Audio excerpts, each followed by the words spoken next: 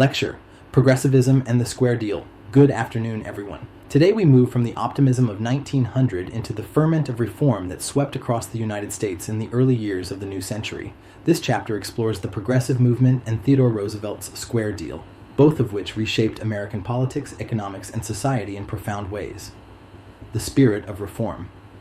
By the turn of the century, Americans were waking up to the darker side of industrialization and urban growth. Corruption, monopolies, unsafe factories, child labor, crowded tenements, these were the realities that clashed with the optimism of 1900. Reformers of all backgrounds began demanding change. Progressivism was not a single movement with a unified plan. Instead, it was an umbrella for many efforts: attacks on corporate monopolies, pushes for political reform, social welfare campaigns, and crusades for moral improvement. What united progressives was their belief that government could and should be used to correct social ills and promote justice. The Muckrakers, one of the most important engines of reform, was the press. Writers known as Muckrakers exposed corruption and injustice to the public eye. Ida Tarbell revealed the ruthless practices of Rockefeller's Standard Oil. Lincoln Steffens exposed the corruption of urban political machines in The Shame of the Cities. Upton Sinclair's The Jungle horrified readers with its portrayal of the meatpacking industry, leading directly to federal regulation. These journalists gave ordinary Americans the information and the outrage necessary to fuel reform. The intellectual foundations.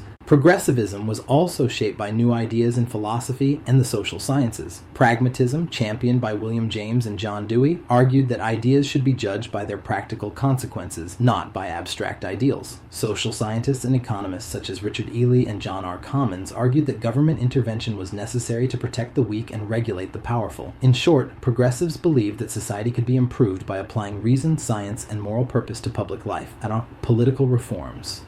At the state and local levels, progressives worked to make government more democratic and accountable. The secret ballot reduced voter intimidation. Initiatives and referendums allowed citizens to propose and vote directly on laws. Recalls gave voters the power to remove corrupt officials. Direct election of senators, achieved through the 17th Amendment, weakened the grip of party machines and big business on the Senate. Leaders like Robert La Follette in Wisconsin pioneered what became known as the Wisconsin Idea, using experts and government power to regulate railroads, tax corporations, and provide social services. Theodore Roosevelt and the Square Deal.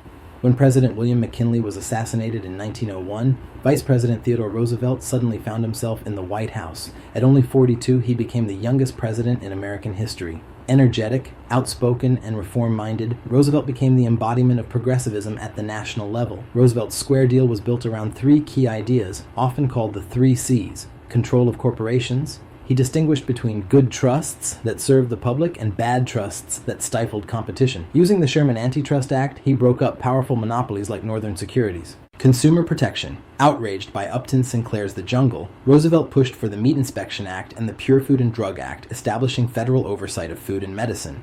Conservation of natural resources. Roosevelt believed in preserving America's natural beauty. He set aside millions of acres for national parks, forests, and wildlife refuges, laying the foundation for modern environmental policy.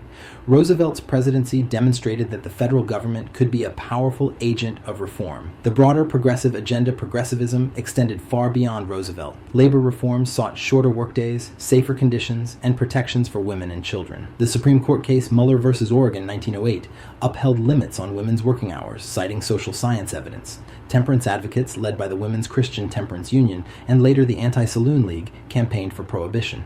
Women's suffrage activists gained momentum, eventually achieving victory with the 19th Amendment in 1920. Settlement houses like Jane Addams' Hull House provided services to immigrants and the poor, reflecting the progressive commitment to social uplift. Limitations of progressivism. For all its achievements, progressivism had blind spots. It largely ignored the struggles of African Americans who continued to face segregation, disfranchisement, and violence. Booker T. Washington and W.E.B. Du Bois offered competing visions for racial progress, but mainstream progressivism did little to challenge racism. Likewise, Native Americans and other minority groups were often excluded from reform efforts. Conclusion: the progressive legacy. By the time Theodore Roosevelt left office in 1909, progressivism had reshaped the American political landscape. Government was no longer seen as a passive bystander, but as an active agent of reform. While the movement was far from perfect, and often failed to address deep racial and class inequalities, it laid the groundwork for later reforms of the New Deal, the Great Society, and beyond. Progressives believed in progress, in the ability of human reason and moral action to improve society. That spirit of reform remains one of the defining legacies of early 20th century America.